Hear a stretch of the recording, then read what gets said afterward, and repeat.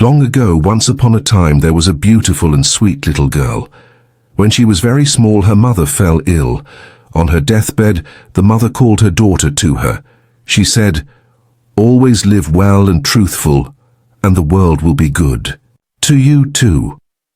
Right after those words, she closed her eyes forever. The girl's father was a wealthy businessman who often traveled. Not long after the death of his wife, he married again. With his new wife, the businessman had 2 more daughters. They were beautiful on the outside, but bad on the inside, and were very mean to their half-sister. They took away her beautiful clothes, and made her do all the chores around the house. At night, she was not allowed to sleep in a nice soft bed, but had to lie in front of the fireplace. As a result, her clothes were always covered in ashes, and she was called Cinderella. Cinderella constantly thought about her mother's words, and never complained about anything she had to do. When Cinderella's father went on another trip, he asked his daughters what they wanted. The youngest daughters asked for the most expensive clothes and most beautiful jewelry. Cinderella only wanted the first twig that would bump into her father's hat on the return trip. On the way back, Cinderella's father drove under a hazel tree. A twig brushed past his head, and he remembered the promise to his eldest daughter. At home, Cinderella was overjoyed with the twig. She plants it on her mother's grave and starts to cry. Through her tears, the twig grew into a beautiful hazel. Every day Cinderella visited the grave, and every day there was a little white bird in the tree. Whenever Cinderella wished for something, the little bird would fulfill her wish.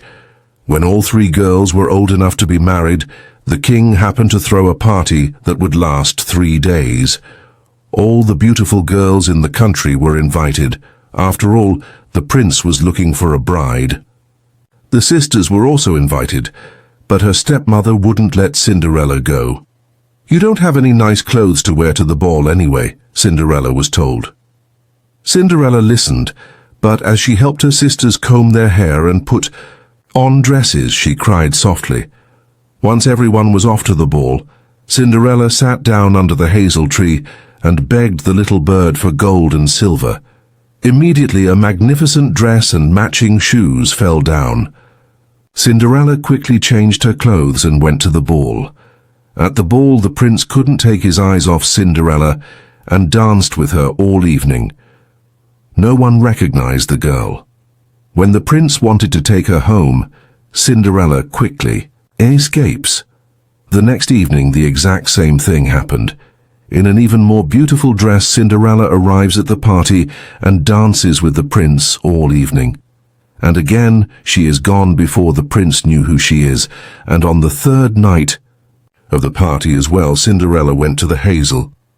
This time she got the most beautiful dress she has ever seen, and all gold shoes. Again, Cinderella and the prince danced the night away. This time the prince was determined not to let Cinderella escape, and had made the stairs sticky. As a result, Cinderella lost her left shoe as she fled home. The prince grabs the shoe from the stairs and decides to go in search of the girl. "The one who fits this shoe will be my wife."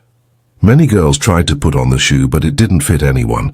The mean sisters tried, but both have feet that are way too big. "Could I also try it on?" asked Cinderella shyly. She was allowed to, and to everyone's surprise, the shoe fitted perfectly. Then the prince recognized her and took her to his castle. Cinderella and the prince get married and live happily ever after.